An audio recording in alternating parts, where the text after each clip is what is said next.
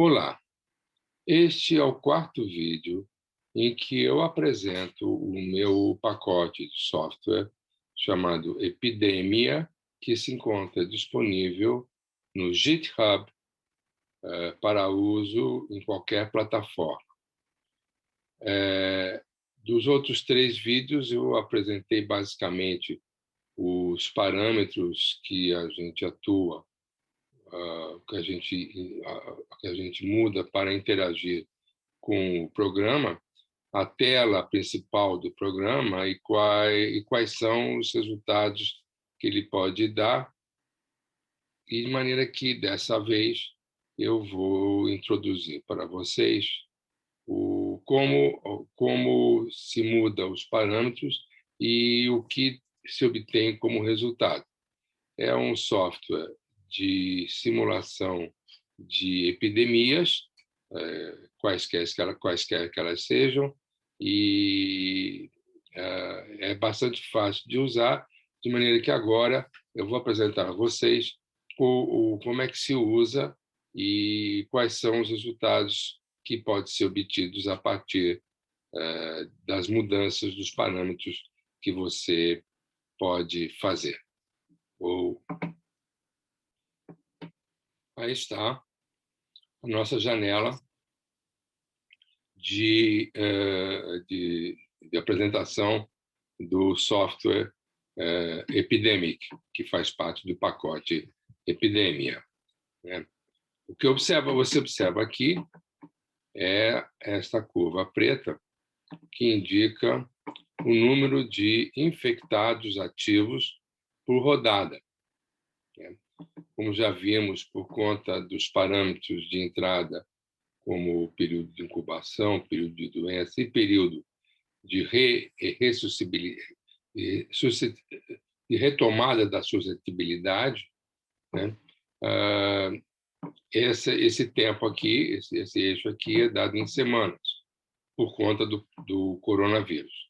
Essa curva de infectados ativos, então, representa uma epidemia plena, já que o número de infecções representa 99,5% da população, ou seja, de uma população de 1.995 foram infectados, né? As outras curvas representam aqui, azul claro, o número de infectados assintomáticos, aqui, então, o número de infectados observado, visto que assintomáticos não é registrado, aqui o número de infectados de risco, né? E aqui, em vermelho, o número de mortos por rodada.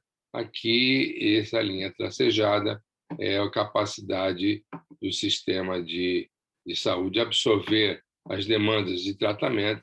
A gente vê que, dada a população de risco aqui, nessa cor magenta, está ultrapassando a capacidade, portanto, aqueles que ficam sem atendimento, né, estão sujeitos a morrer a uma probabilidade de 90%, como dado aqui.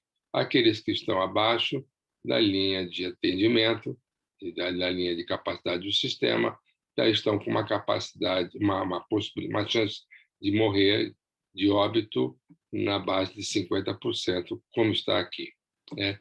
Então, nós vimos, então, que, dado esse gráfico e dadas essas condições, né, não é admissível para o ser humano, uma vez que o número de mortos é muito alto, tá? 280, para uma população de risco de 229, né? Quer dizer, um mito, quer dizer, 280 deveria ser a metade desse aqui, né? Porque aqui a probabilidade de morrer é de 50% na população de risco. No entanto, como o número de infectados de risco no grupo de risco é superior à capacidade do sistema, então há mais mortes do que do que se previa, né? Então, a gente vê que é inadmissível, né, visto que a gente sem atendimento, o sistema está nitidamente em colapso aqui, em primeiro lugar, e depois porque essa taxa aqui faz com que o número de mortos seja grande, né? A perda de vidas, a perda de entes queridos que a sociedade não pode suportar, né? Para evitar esse tipo de coisa, então, é preciso, em primeiro lugar, diante, vamos dizer, as autoridades governamentais se veem diante de um quadro de epidemia como essa que se apresenta aí, tá? Então, que medidas elas devem tomar, ou que medidas elas tomam para fazer com que essa curva aqui se achate? Ela fica, são medidas de achatamento de curva e são as primeiras medidas na medida que não há maneira outra de enfrentar a epidemia a partir logo no começo, visto que você não tem medicamento apropriado, é uma doença nova, então não tem medicamento apropriado, não tem vacina. Então, o que se faz? É tomar medidas de comportamento social. Adota-se medidas de lockdown, se fala em aumentar as distâncias entre as pessoas, né, guardar a distância entre as pessoas e usar máscara. Isso são medidas que são praticamente levadas à população e se conta e se espera que essa população obedeça essas medidas no sentido de, como comportamento coletivo, como resultado de uma atuação coletiva, essa curva se achate, né? Então, a primeira medida que a gente pode adotar é referente à chamada mobilidade social ou mobilidade urbana. Significa que o valor de 1, que representa, então, no caso, um deslocamento relativo aqui à capacidade do vírus de contaminar, como eu já expliquei anteriormente, né?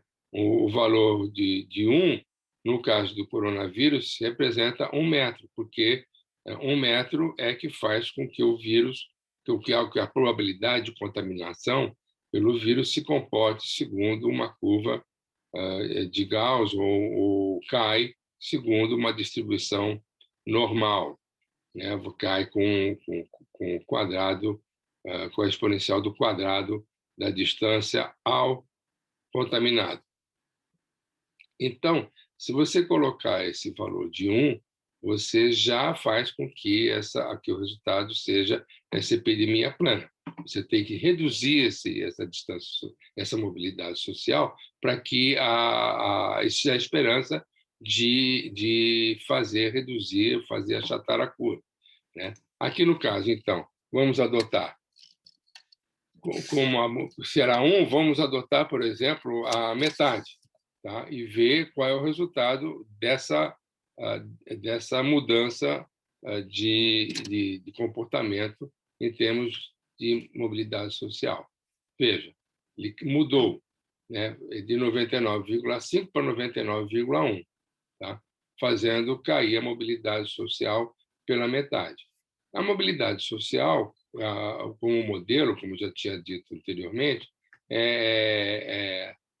cada indivíduo se desloca dessa distância, quer dizer, se desloca de uma distância tal que a probabilidade de se encontrar, como aqui no caso, meio, a probabilidade de se encontrar, desse indivíduo se encontrar na próxima rodada a uma distância de 50 centímetros da posição que estava, é de 60%, né?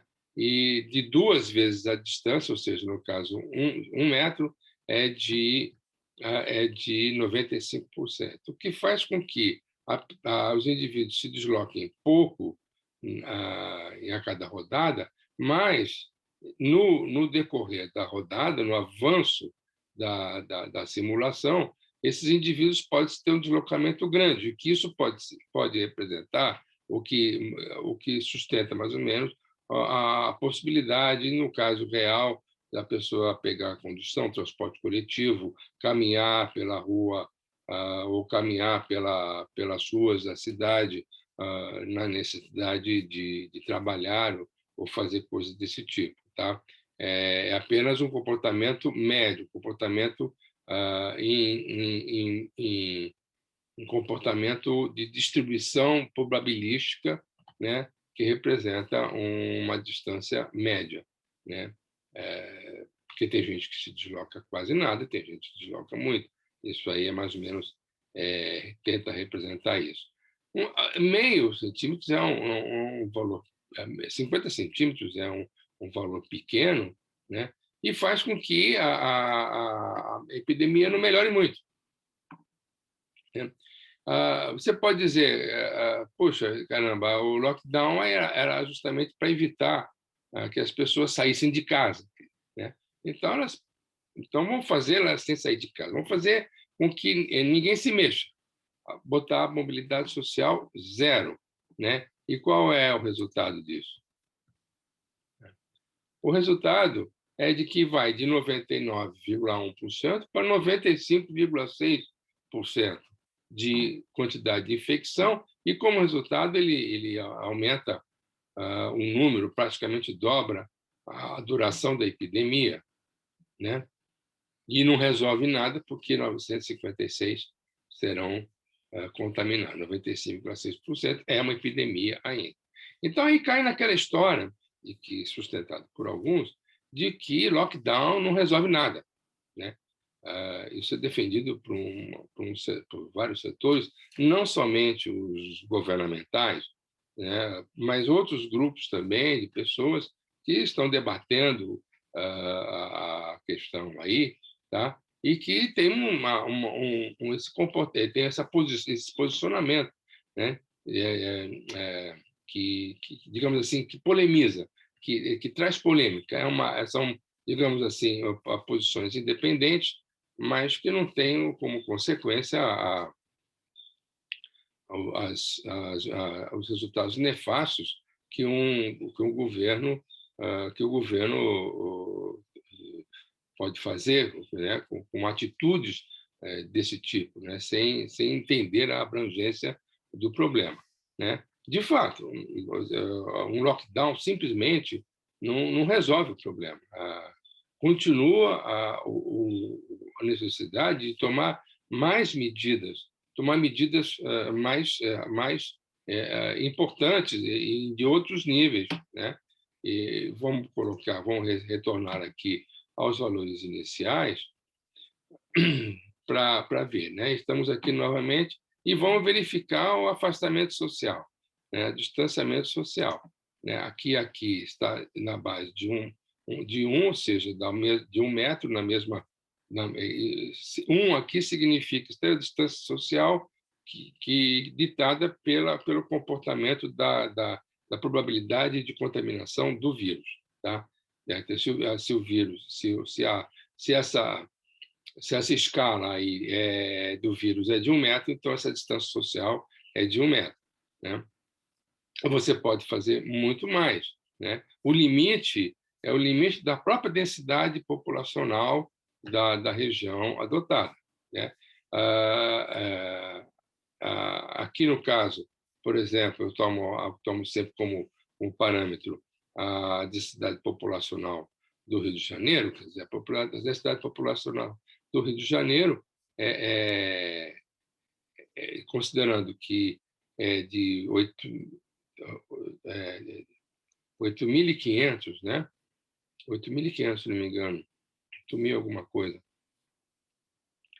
habitantes por quilômetro quadrado, né? Parece muito, mas não é, né? A gente já viu que isso dá aproximadamente um habitante a cada 200 metros quadrados. Isso faz com que a distância média entre os habitantes do município do Rio de Janeiro seja de 13,6 metros. Mas se você colocar aqui 13,6 metros, nem precisa tanto, você botar 13 metros, não há epidemia, você pode ver, né?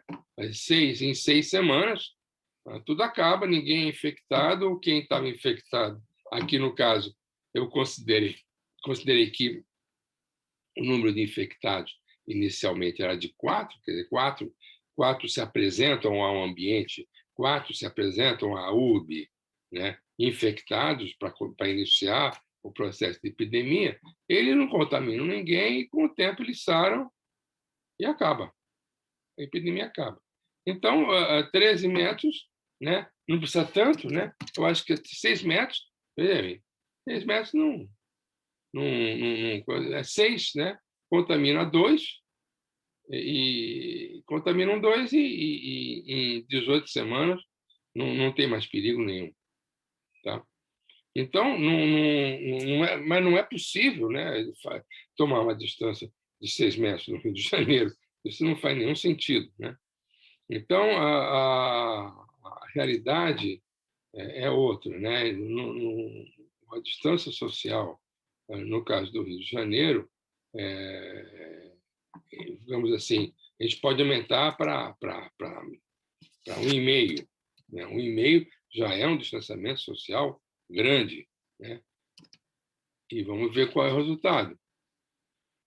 900 passou de 99,5% para 93,5% da população, e a epidemia é estendida também para quase o dobro.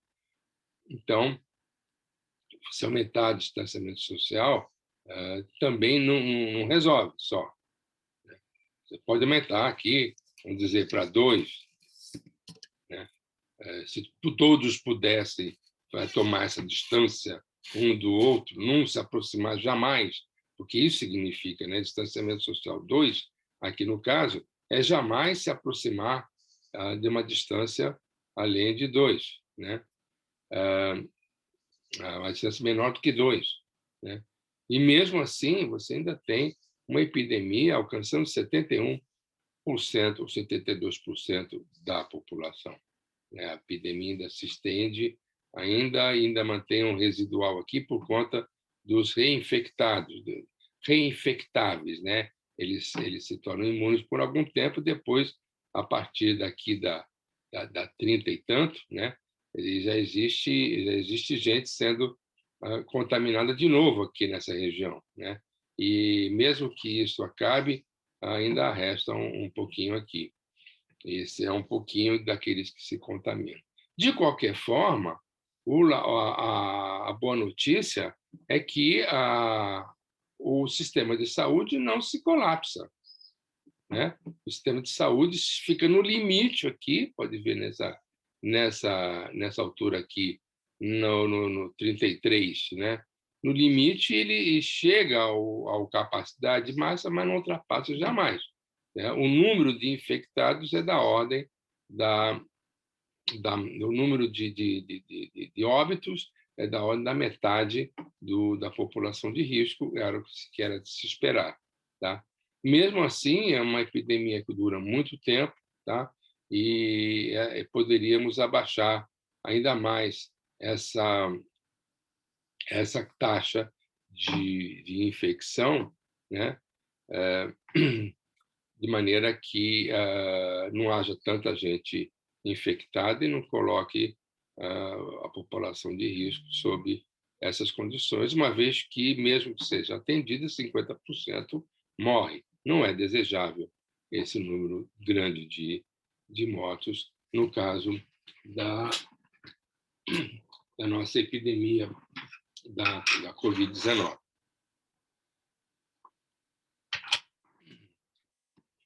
Um fato a observar aqui é que a curva deixa de ser bem comportada, pode dizer. A curva de infectados, no caso antes, parecia aquela curva obtida teoricamente, né, que eu já tinha discutido nos vídeos passados, ou seja, uma curva que se parece com a curva do tipo Gompertz, que é a solução das equações da evolução de epidemia em certas condições, né? essas condições simplificadas, mas ela se parece com a curva. Aqui, no caso, que é uma curva que sobe e desce. Assim. Aqui, no caso, não, ela sobe, depois desce. Quer dizer, nessas condições, já pode observar que há ondas, né? Essas ondas que vão e vêm para a epidemia para evoluir no final terminar. Por que termina aqui? Eu considero o seguinte: nós estamos num espaço onde os indivíduos se contaminam uns aos outros e esse espaço está num ambiente fechado, não entra ninguém, não sai ninguém, tá? E isso não acontece no caso, na realidade que nós observamos por aí, no Rio de Janeiro, em São Paulo, em Belo Horizonte, toda cidade de tamanho razoável no Brasil tem gente saindo, chegando, mesmo com controle de trânsito, né? No caso do Rio de Janeiro, nós temos sob controle. Se a gente vai para a região serrana, há um controle de trânsito, né? Não podemos entrar se não podemos provar que temos residência lá, que temos casa, que temos alguma relação com pessoas que moram nessa cidade. Mesma coisa no Rio de Janeiro. Quer dizer, há um controle aí que tenta fechar o ambiente, né, de maneira a fazer com que ele se comporte de maneira mais previsível, né? Então, vimos então que não dá para fazer só distanciamento social, tá? Ainda tem, ainda é mais eficaz do que parar a mobilidade, mas ainda provoca epidemia. Aqui, no caso de 2 é um número exagerado, tá? Eu vou colocar 1,8, que é um número que me parece mais razoável e condizente com a situação. Veja bem, ainda temos a epidemia. Tá? Então, o distanciamento social sozinho também não funciona, tá? Assim como somente lockdown. Tá? Voltando à condição inicial, vamos falar da terceira maneira de controle de comportamento coletivo para tentar achatar a curva, que é, então, a carga viral. Que a carga viral diminuir a carga viral é o quê? É usar máscara, lavar as mãos, se higienizar sempre com álcool, pegar as coisas que outros pegaram e higienizar, sempre que puder, lavar as mãos ou higienizar com álcool gel, ou álcool comum que seja, como encontramos nos supermercados, nos espaços públicos, lojas, shopping centers e outras coisas. Aqui, no caso, a partir do início que a carga viral do vírus seja de 80%. Significa o seguinte: se alguém encosta, ou seja, praticamente zera a distância entre ela e um contaminado, ela tem 80% de chance de ser contaminada. Tá?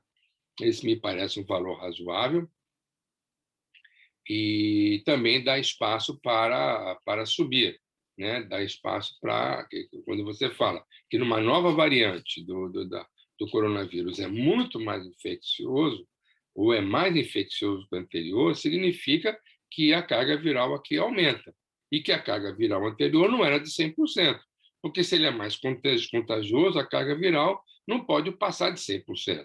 Né? É o máximo que se pode fazer, não existe uma probabilidade de contaminação de 110%, 120%. Né? Ou ele é 100% ou abaixo dela, não é possível tomar outro valor. Então, partindo do princípio que seja de 80%, já é considerar que é um vírus altamente contagioso. Tá? Então, você quer reduzir a carga viral, você coloca a máscara. Colocando a máscara, aí tem aquele KN95, tem a máscara de óxidos de prata, tem a máscara de cobertura, tem máscara dupla, tem gente que bota proteção de plástico, enfim, e também lavando as mãos o tempo todo, se higienizando o tempo todo. Isso é diminuir a carga viral. E se a gente quer diminuir a carga viral pela metade já é, em média, certo? Isso é importante dizer, em média, porque muita gente toma medidas de maneira praticamente zerar a carga viral, e tem outros que não conseguem ter essa condição. Vou dar um exemplo. Sugere-se trocar a máscara a cada 2 horas. Né? Não é possível. Tem gente que não consegue fazer isso. Né? Não tem condição física, não tem maneira material de fazer isso, porque não tem dinheiro para comprar máscara o tempo todo. Comprar máscara atrás de máscara. As pessoas usam uma, chegam em casa, lavam, secam, e no dia seguinte vão usar o dia todo. Não tem como evitar isso. Então, eu acho que reduzir pela metade também, estatisticamente, em média, é uma diminuição razoável. No que isso dá? Dá que há uma redução mínima também. Saiu de 99,5% para 96,8% a taxa de infecção. Ora, continua a pandemia. Então, voltamos a dizer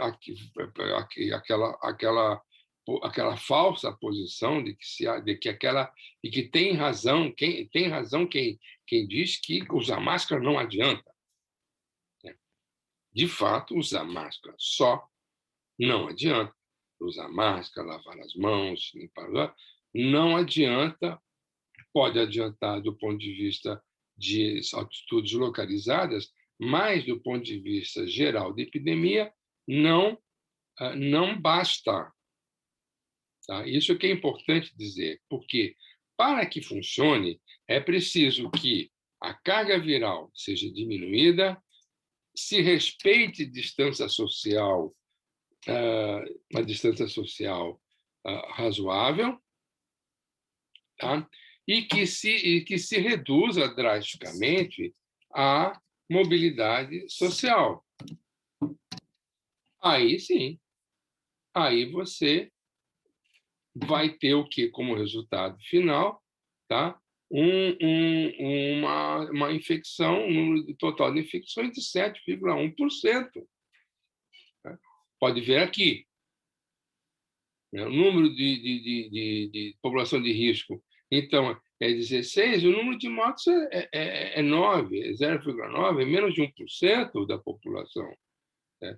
Então, diante do quadro de uma epidemia que você não pode fazer muito mais do que tomar essas medidas,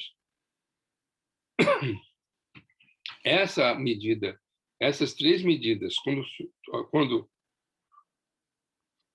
adotadas de forma radical, porque diminuir pela metade a mobilidade social, diminuir pela metade a carga viral e aumentar em 80% o distanciamento social, são medidas sociais radicais. Certo? Ela está, então, em condição de tornar a epidemia controlável.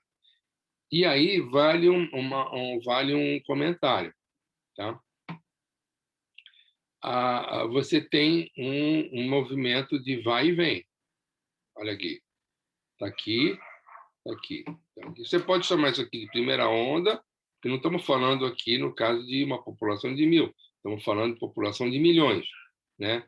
Então, tem uma primeira onda que aqui chega a 1% da população, ou seja, 1% da população numa cidade como São Paulo, de 12 milhões, são quantos são? São 12 mil infectados de uma vez só, é um número razoavelmente grande. Né? Aqui passa para também, né, 1%. Aqui chega a 12%, a 1,2%, né? Aumenta aqui. Então, é um número. Aqui você observa, em termos reais, em termos de realidade, você observa a primeira, 1, 2, 3, 4 ondas, né? Antes da epidemia ceder definitivamente. Tá? E ela só cede definitivamente, eu quero dizer, quando você tem um ambiente fechado, que não é o caso.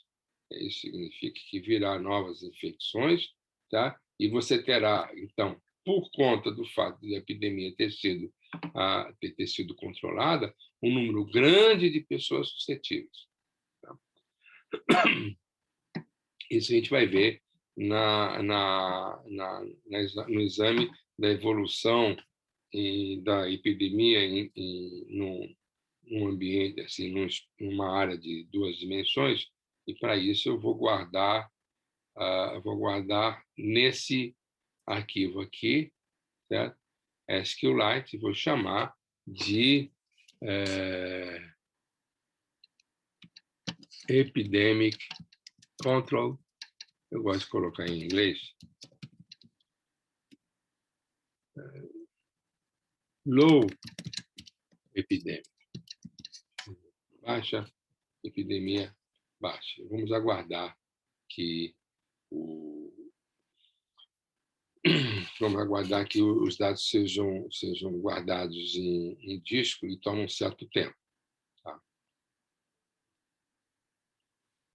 Então, aí está. Então, os dados foram gravados no nosso arquivo epidemia.sqlite, de maneira que a gente pode continuar. Tá? O que eu quero dizer é o seguinte: no caso aqui, para uma população de 1.000, a epidemia vai durar 48 semanas. No caso de uma população de uma cidade grande, uma cidade de tamanho razoável, né, como nós já vimos, o número de semanas aumenta com o logaritmo do número de indivíduos considerados. Né? Se você aumenta para 100, para 10 mil, 100 mil, isso aumenta de 2 a 3, 6 ou 7, 8 semanas. Então, será, digamos assim, um valor que vai se acrescentar aqui, tá? Vamos dizer que aumente em 50%, né? Então, que duraria 1 ano e 4 meses, né, a epidemia, se tudo fosse feito dessa maneira.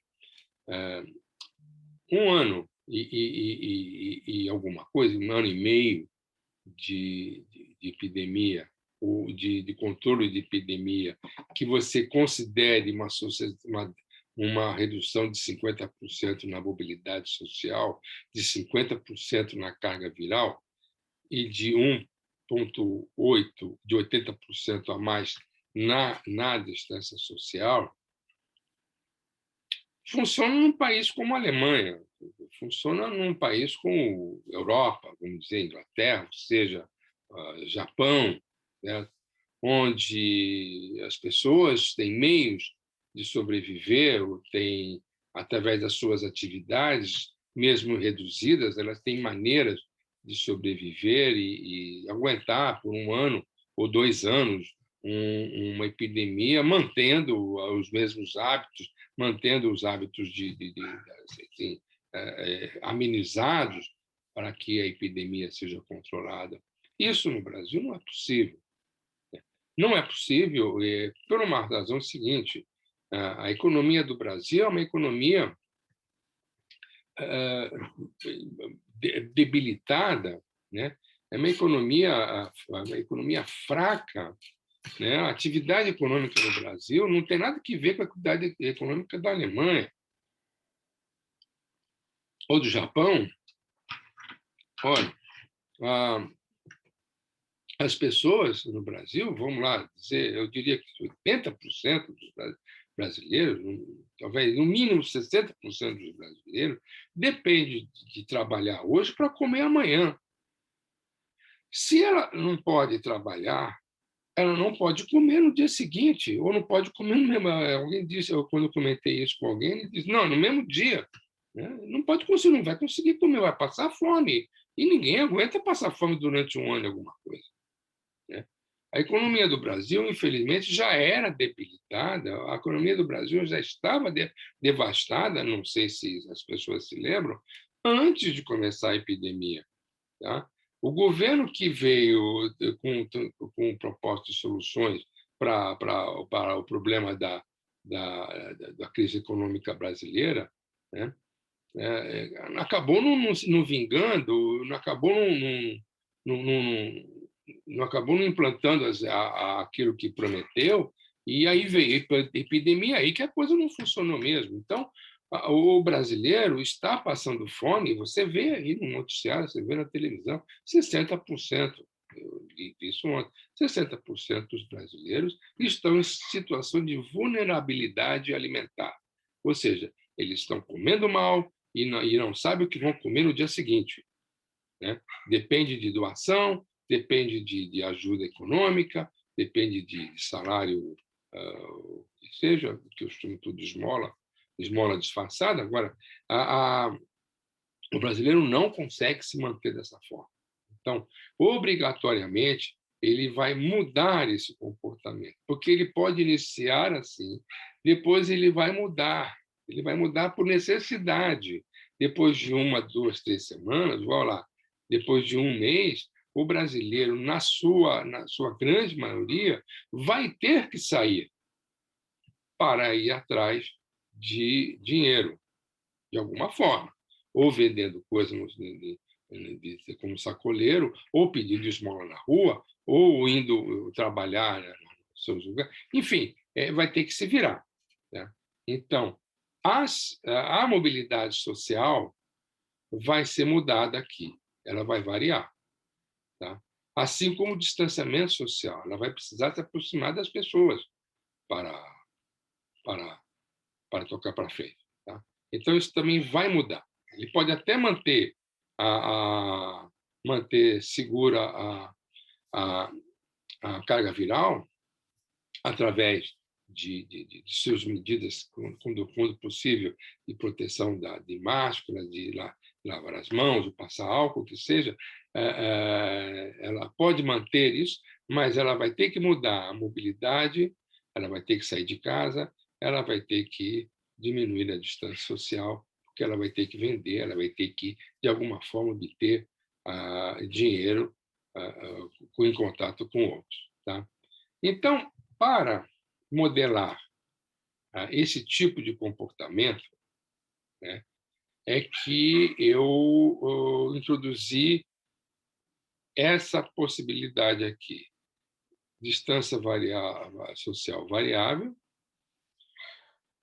E uma vez que você marca e habilita ela, tá, além desses parâmetros aqui, você habilita também a mobilidade social variável, que eu também vou fazer variável.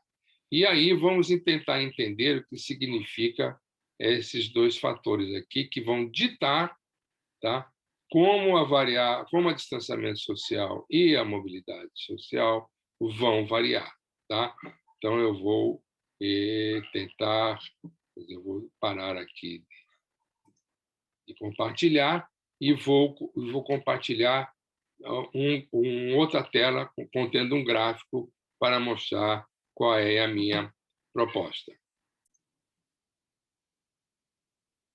Aqui está. Aqui, o que eu estou mostrando aqui é uma função chamada função logística, né, que me foi apresentado pelo meu filho e a mulher dele, porque são estatísticos e trabalham o tempo todo com esse tipo de função. E eles me apresentaram essa função porque eu pedi uma função com esse comportamento desse tipo assim. Tá? Se parece com a função do tipo Gompertz, mas tem a propriedade de serem simétricas.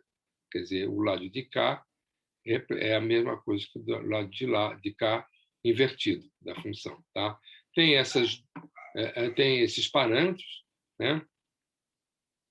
o lambda e o gama, tá? E o A. O A, aqui, é o que eu chamo de fator cívico. Eu vou dizer por quê.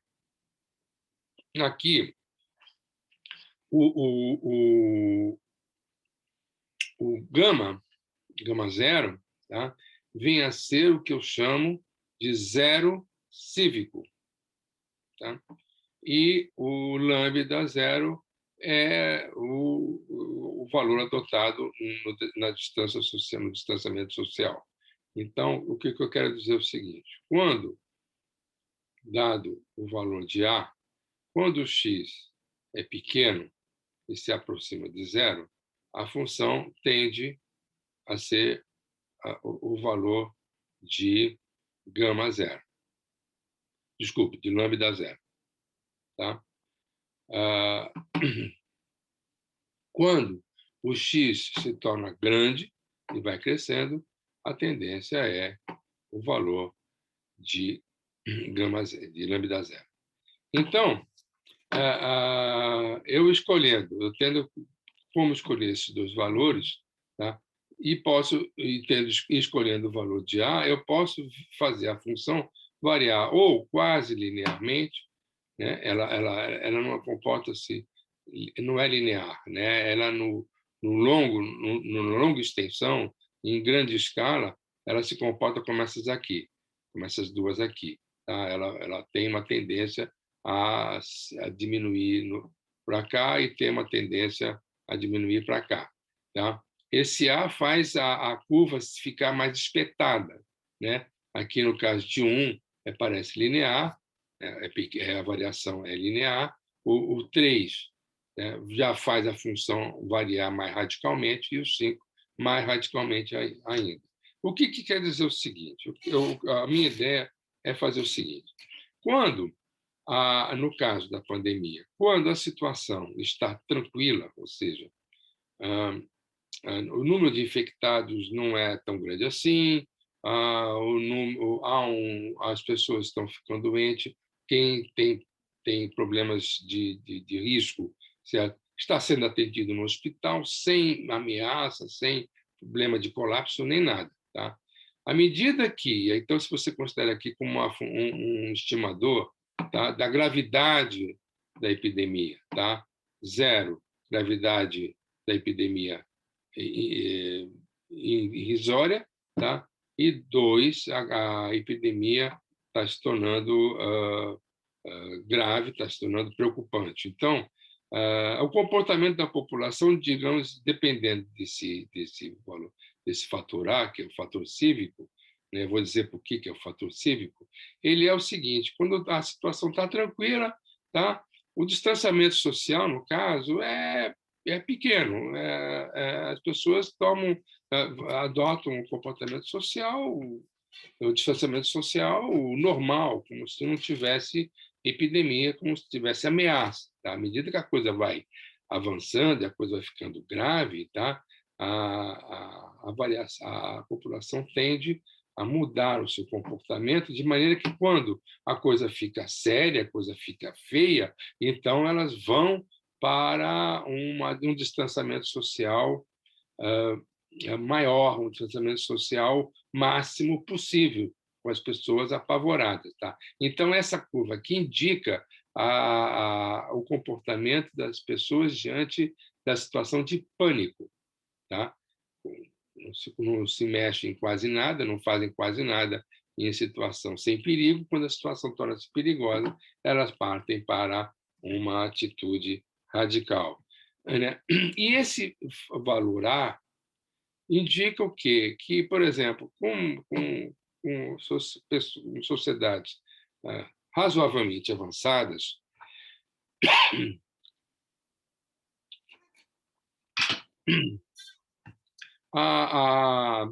esse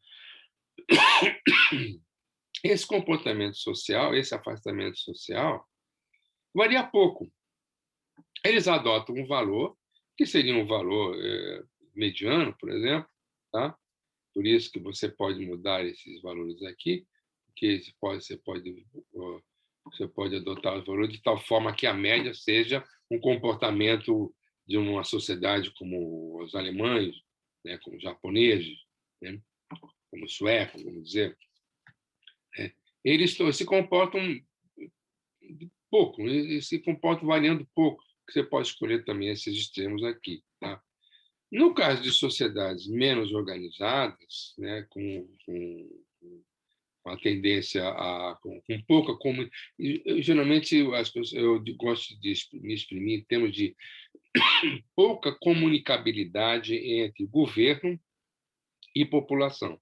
Se a população não atende, né, a orientação governamental, ou se a orientação governamental é ruim, é inconsequente, é contraditória, como é o caso do Brasil, então as pessoas tendem a se comportar, como eu diria, como um rebanho, né? Em que não se mexem, não tomam qualquer medida, mesmo com um aviso das autoridades, ó, a coisa vai piorar, mas ninguém se mexe. Mas quando eles veem que a coisa fica ruim, eles então vão todo mundo vai para casa, todo mundo começa a tomar distância social, todo mundo começa a usar máscara, todo mundo começa a ficar apavorado, tá? No caso da no caso da mobilidade social, essa função aqui que é adotada é a invertida, ou seja, o valor máximo da mobilidade social representa pouca organização social, ou seja, as pessoas não percebem a aproximação do perigo, então, o que era aqui no distanciamento social pequeno, eles vão para uma mobilidade social máxima, tá? Como se nada estivesse acontecendo. Na medida que a coisa fica ruim, então elas têm a tendência a diminuir a distância social ou a mobilidade social a quase zero, né? Dependendo, então, se é mobilidade social, se é o distanciamento social, essa curva se inverte para cá e para cá, basta mudar esse sinal aqui, que a curva vai se comportar de maneira revertida.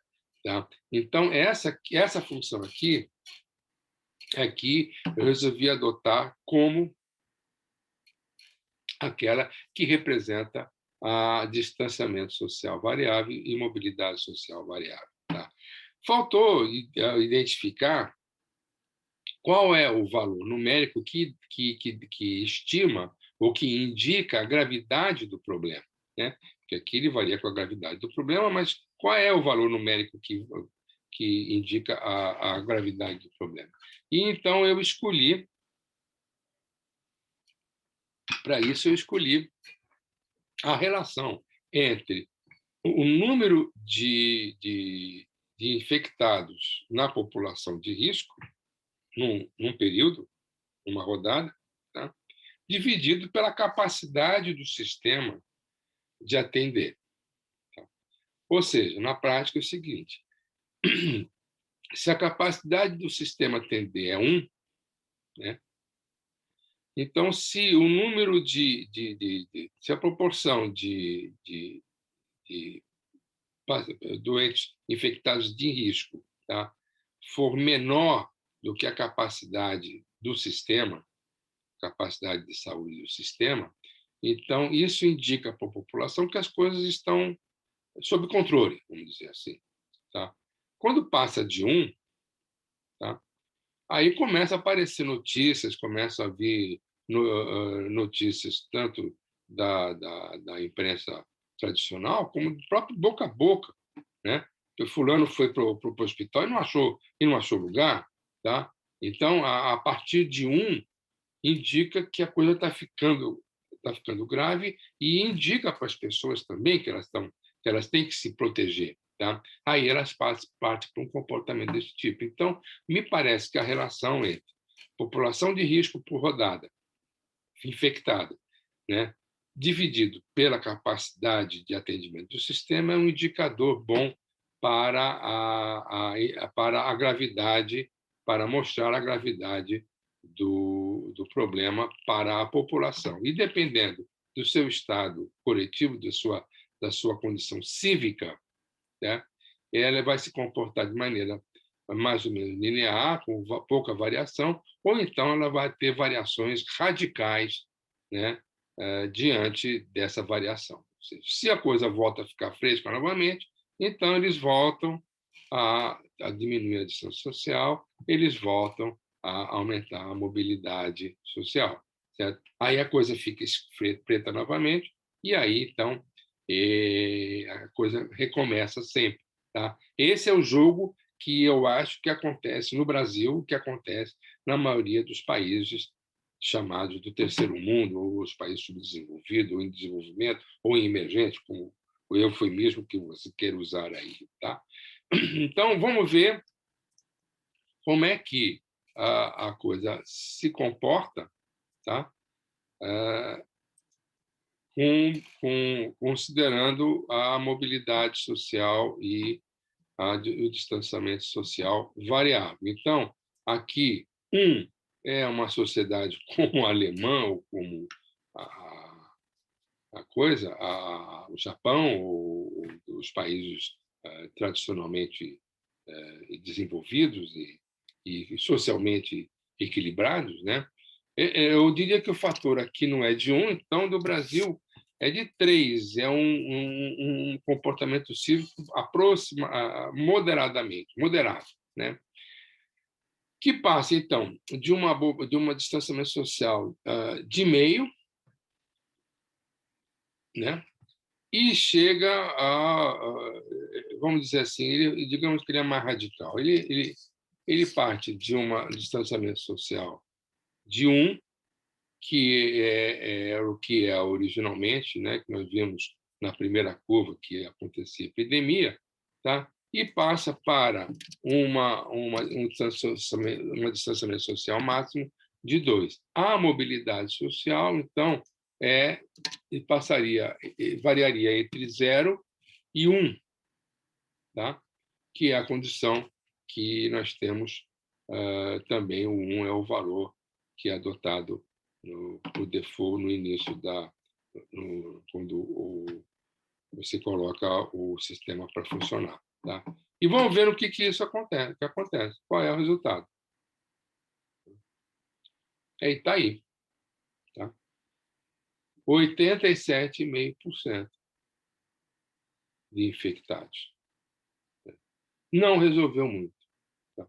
O que resolveu é que, excetuando aqui, tá, em que o sistema de saúde colapsa, o número de infectados ultrapassa, tá? Ultrapassa aqui é 24 para 20, ultrapassa em 20%, né, a capacidade do sistema, né?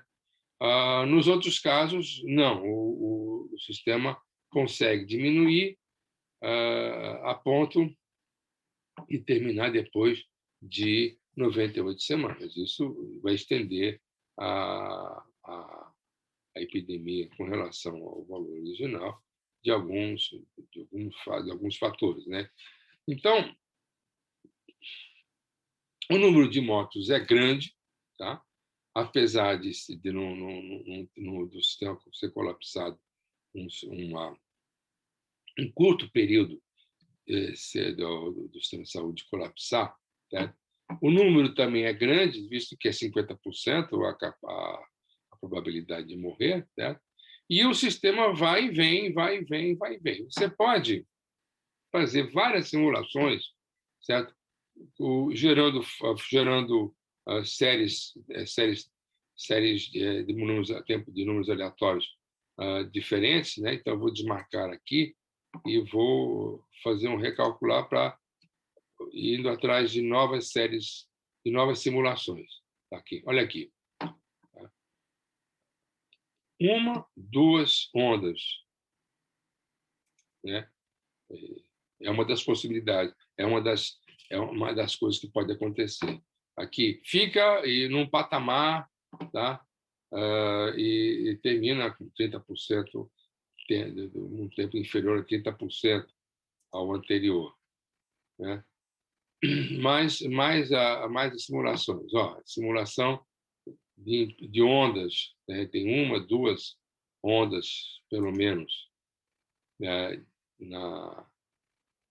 Olha aqui, outro aqui. Tá?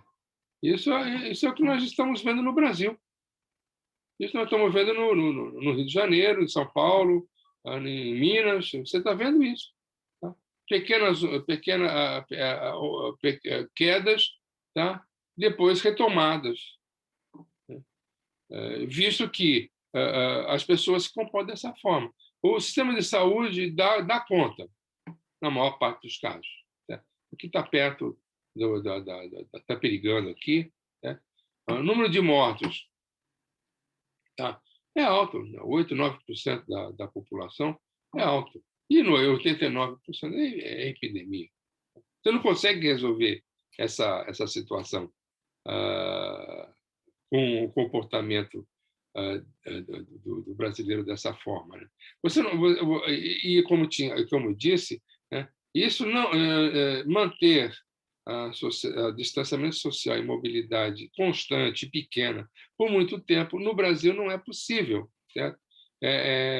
O brasileiro, se não morre da doença, morre de fome. Quer dizer, e nesse ponto, o que tem que dar razão ao presidente quando ele falou a primeira vez, né? Mas eu acho que a única coisa que se pode dar razão é ele, porque de fato o brasileiro está sofrendo terrivelmente, não é invenção e não podemos desprezar essa situação. Porém, tá? Visto que esta é a realidade que a gente pode apresentar, esses são os números que a gente pode considerar, né? Não pode melhorar essa situação. Não tem jeito. Tá? Então, eu vou fazer o seguinte, eu vou, para ilustrar mais tarde, eu vou guardar esses dados, né? Eu vou colocar aqui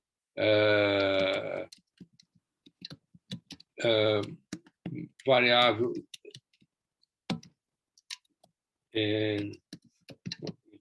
pronto, vamos deixar aqui e vamos esperar gravar gravar esses dados, né? Que vai tomar um certo tempo, a gente vai interromper e vai retomar quando terminar de gravar. Tudo bem, então ele gravou os dados, veremos que podemos continuar. Então, qual é a alternativa que temos para uma situação dessa, já que a gente não pode fugir a isso, né? A epidemia se desenvolve, se desenrola e vai acontecendo, por mais que tentamos nos proteger através das medidas sociais de achatamento da curva, né? A gente não pode melhorar isso. Tá? Então, a única alternativa é a vacinação. Então, vamos ativar a vacinação, tá? E vamos ver que a vacinação, uma vacinação começa no passo 10, na rodada 10, né? Na 10ª semana, temos que ver o seguinte, que uma vez que, por mais mobilizada que esteja a turma governamental, por mais mobilizado que esteja o governo, ele não pode dar resposta imediata a um fato novo, como uma epidemia de uma doença desconhecida ainda e sem controle sem o controle da indústria farmacêutica, sem o controle da medicina. Né? Então, 10 semanas seria um tempo razoável. Né? Isso não é o caso, no caso do Brasil, por exemplo, agora só no segundo ano de epidemia, né? Ou só no final do ano nos países desenvolvidos, como Estados Unidos, como França. Né? Então, depois de 50 e tantas semanas, mas considerando a diferença de população, aqui estou considerando 1.000, né? No caso desses países são milhões, então isso vai estender a variação da epidemia por muitas semanas, né, por algumas semanas, né, pode dobrar aqui o número de semanas. Então, 10 semanas é um tempo razoável para fazer essa simulação, me parece. Tá? Que vai durar quer dizer, a campanha de vacinação pode durar 10 semanas também, né? 10 passos. Por quê? Porque você não consegue vacinar todo mundo ao mesmo tempo. Né? Não vai ter um número de vacinas suficiente, porque a indústria tem uma capacidade de produção também que não pode dar resposta imediata à demanda. Né? Então, vai chegar vacinas, é preciso uma campanha de uma campanha de vacinação seletiva, né, como está sendo feito aqui. Então, 10 semanas também parece um tempo razoável para que seja atendido os objetivos da campanha de vacinação. A população vacinada na proporção de 70% também me parece razoável, porque nem todo mundo, no caso de países como os Estados Unidos, que não tinham a tradição de vacinar, por sinal, o Brasil era um país modelo no mundo, como um país que sabia dirigir bem as campanhas de vacinação. As vacinações sempre foram de forma massiva no Brasil, a população sempre atendeu o chamado, sempre teve consciente da necessidade de se proteger, né? Isso nos Estados Unidos não é verdade, nem na Europa essas campanhas são assim tão bem impregnadas na população. 70% pode ser até um número razoável, um número grande para esses países, como os Estados Unidos, por exemplo. Tá? E a eficácia da vacina de 70%. Ela também tem uns que é maior, outros que é menor, tá? 90%. Você pode brincar com esse número aqui para ver o resultado. Por enquanto, vamos ver o que vai dar se a gente aplicar essa campanha de vacinação, iniciando na 10ª semana, durante 10 semanas, cobrindo 70% da população e vacinando com uma eficácia de 70%. O que significa eficácia de 70%? Que dos vacinados, 70% vai pegar, 30% não vai pegar. 30% você vai dar a vacina e as pessoas não estarão imunizadas. Tá? É o fator que a gente tem que considerar, porque é isso que acontece de fato. O que vai dar? Né? Vamos calcular aqui. Vai dar nisso. Tá? Vai haver uma redução, tá, de cerca de 20 e tantos por cento no tempo de duração da epidemia. Tá? Vai haver uma redução razoável de infectados. Veja bem, se você não tem vacinação, tá, o número de infectados vai ser de 89%, 894. Com vacinação, tá, vai cair, então, para menos da metade. Certo? Aí, no caso aqui, ele até mudou pela própria lógica da vacinação. Por quê? Dependendo de como os números se seguem, tá? A coisa é feita por sorteio. A vacinação, no caso do programa, ele pega indivíduo e sorteia. Certo? Esse é sorteado vacinar, esse próximo não é. Esse é, o próximo não é, em função da fração da população vacinada. Quando chega a um valor esperado para aquela rodada, porque esse 70% é o total, então, dependendo do número de duração e número de passos da vacinação, tá? A proporção será dividida por esse número de passos, de maneira que aqui, você pode ver, aqui, eu não sei se eu vou conseguir obter número de vacinados, 69. Tá? 69 é o quê? É aproximadamente 70, né? Dividido por 70, 69 por 1.000, né? Desculpe, 69 por 10, né? Era de se esperar que sejam 600, 700 vacinados aqui no total, com a população, 70%. e a população de 1.000, é esperado, então, 70% de vacinados. Na verdade, foram 684, certo? Então, por rodada, é esse número dividido por 10, porque o 10 é o número de rodada. Então, é feita a vacinação rodada a rodada, a cada um que aparece, ele verifica se, naquela mesma campanha, o indivíduo foi vacinado ou não. Se ele não foi vacinado, ele passa por sorteio. Se ele foi vacinado, ele é dispensado, porque não se pode vacinar 2 vezes na mesma campanha, certo? Na verdade, essa coisa mudou porque eu não marquei esse ponto aqui, né? Então,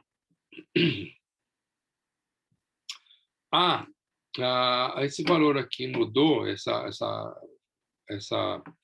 cara dessa função mudou em relação à simulação anterior, porque eu não marquei essa caixa aqui para segurar a mesma semente de números aleatórios, tá? Mas isso não importa, o importante é que a gente veja que a vacinação é é uma medida eficaz no combate à epidemia, sobretudo no caso do país como o Brasil, certo? A vacinação é talvez a única esperança, é a única coisa que nos dá um certo alento, né, para esperar que a epidemia não se expanda, tá?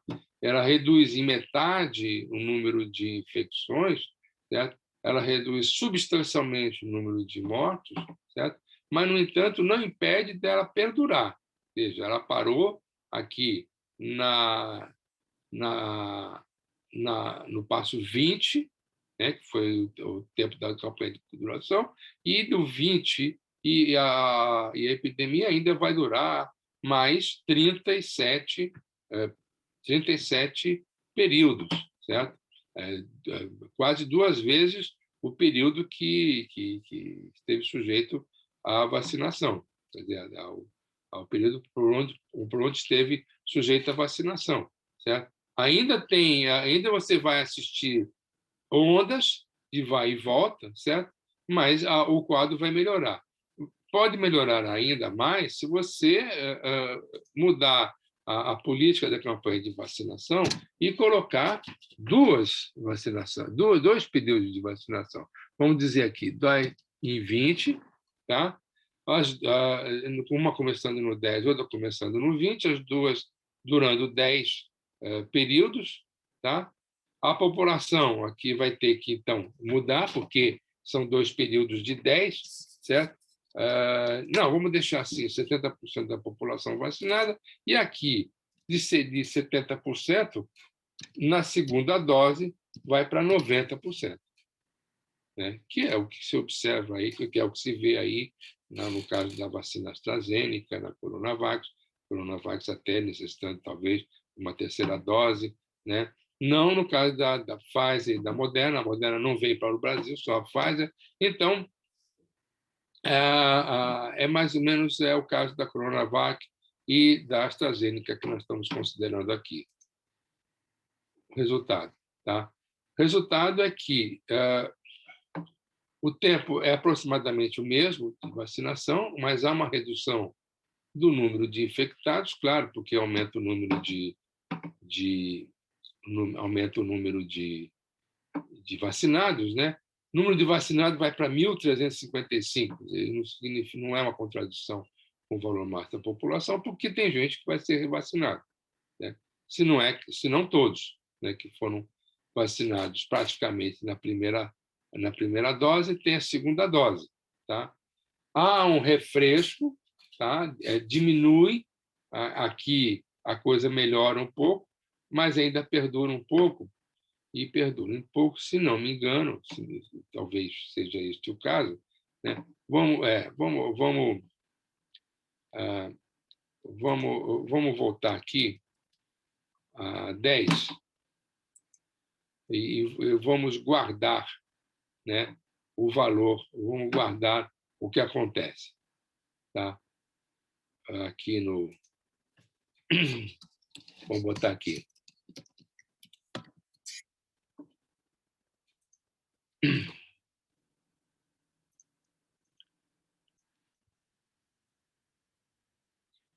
Aí está, então, os dados gravados. Vou gravar também no JSON para recuperar mais tarde, né, e a gente vai poder comparar, né?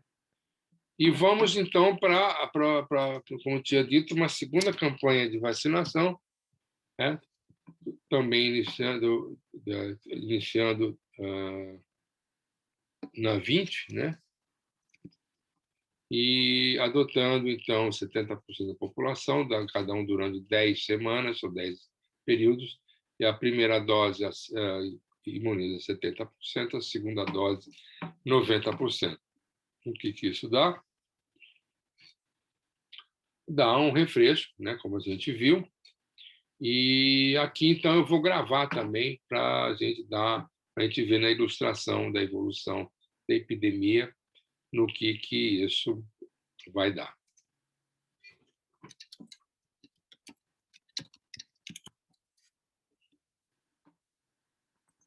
Aí está.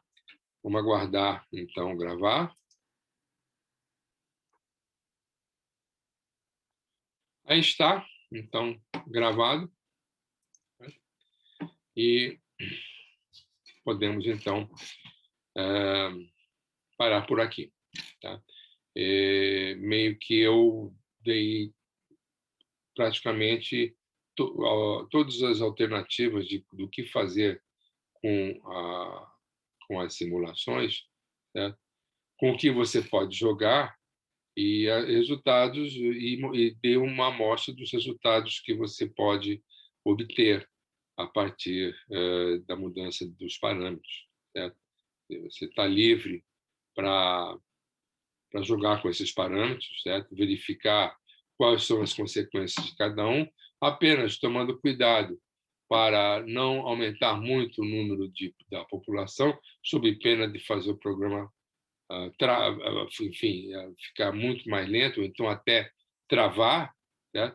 Não havendo possibilidade de sair, nesse caso, do programa, se não matando o processo, né? Por meio de acesso ao controle, monitoramento, console de computador, e o número de passos, às vezes, é necessário caso você queira mudar certos parâmetros aqui e fazer com que a epidemia se prolongue ou que se transforme numa endemia. No caso de uma endemia, ele vai demorar, porque ele vai fazer o cálculo de todos os passos que você der aqui, e quando terminar, ele vai devolver da mesma forma, e você vai verificar aqui no final que a coisa não se interrompeu, o número de infectados não foi a zero. E só considera que a epidemia acaba quando o número de infectados vai a zero. Se ele não for a zero, significa que ele vai além do número de passos que você colocou aqui. Tá? De resto, você pode mudar à vontade. Claro, se você colocar zero aqui, não vai ter epidemia. Eu acho que ele nem permite que você coloque zero aqui, ele tem um sistema de proteção. Tá? E faça variar os parâmetros, principalmente os parâmetros sociais de controle e vacinação, e veja no que dá para, enfim, elucidar um pouco mais o que pode acontecer com uma epidemia, no caso de aproximação, de contaminação por aproximação, que é o caso dessa simulação feita aqui. Se você quer ver vídeos anteriores, entre no meu site, no meu canal de YouTube, chamado Simula Computador Simula, e lá estão os vídeos anteriores, assim como esse aqui, certo? E também os posteriores, que eu pretendo discutir agora outros casos e outras situações na medida que as ideias e oportunidades vão aparecendo, tá? Agradeço a atenção e agradeço a paciência, tá? Entre no canal Simula Computador Simula e você vai ter acesso aos vídeos que eu gravei. No caso do software, está disponível no canal GitHub, tá? o pacote Epidemia, onde você pode baixar tudo e verificar. A partir do próximo vídeo, eu vou começar a falar, então, das ilustrações das experiências que nós fizemos aqui e tentar comparar e ver como a coisa acontece no caso de uma ilustração numa distribuição em duas dimensões, tá? Usando, então, o meu software chamado Epidemic 2D, que também está no canal, que também está no pacote Epidemia, tá? Muito obrigado e até lá.